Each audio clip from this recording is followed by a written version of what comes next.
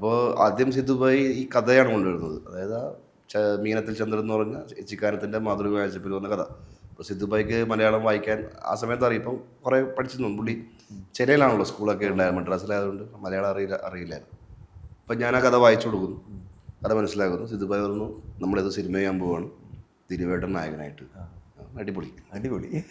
അപ്പോൾ പിന്നെ ചിക്കാനം അതിൻ്റെ തിരക്കഥ എഴുതി തുടങ്ങി. ഇപ്പോൾ ഒരു റൗണ്ട് എഴുതിയിട്ട് ചിക്കാനം വന്നപ്പോൾ ആ തിരക്കഥ നമ്മൾ അതിൻ്റെ ഫസ്റ്റ് ഡ്രാഫ്റ്റ് നമ്മൾ വായിക്കുന്നു.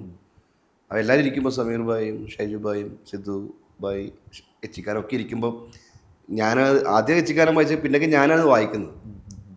അപ്പോൾ അതിൻ്റെ എഡിറ്റിങ് നടക്കുന്നു. അപ്പോൾ സമീർ ഭായി ഷൈജു ഭായിക്ക് ഈ സ്ക്രിപ്റ്റ് കേട്ടുകൊണ്ട് തന്നെ ഈ സിനിമയിലെ സ്ക്രിപ്റ്റ് എഡിറ്റിങ് നടക്കുക. അപ്പോൾ ഓരോ വായിച്ചിട്ട് ഒരു സ്ഥലത്ത് നിർത്തിയിട്ട് മുന്നേ എന്താ വായിച്ചാൽ അവിടെയും ഇവിടെയും പറഞ്ഞത് ഒരേ മാറ്റർ അല്ലേ, അപ്പോൾ പിന്നെ ഇത് വേണ്ടല്ലോ. സ്ക്രിപ്റ്റ് എഡിറ്റിങ് നടക്കുന്നു. അങ്ങനെ ഒരു ഫൈനൽ സ്ക്രിപ്റ്റ് ലോക്ക് ചെയ്യുന്നു. അതിനുശേഷം ഷൂട്ട് ആരംഭിക്കുന്നു, ഷൂട്ട് ചെയ്യുന്നു. അത് കഴിഞ്ഞ് പോസ്റ്റ് പ്രൊഡക്ഷൻ എഡിറ്റിംഗ് ടേബിളിൽ വരുന്നു. അപ്പോൾ ഞാൻ അസിസ്റ്റൻറ്റ് ഡയറക്ടർ റിപ്പോർട്ട് എഴുതിയിട്ട് ഞാൻ എഡിറ്ററിൻ്റെ കൂടെ റിപ്പോർട്ടൊക്കെ ആയിട്ട് ഇരിക്കുന്നു.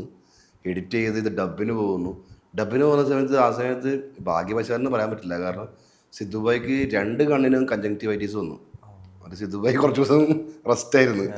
അപ്പോൾ ഞാനാണ് ഡബിന് പോണത്.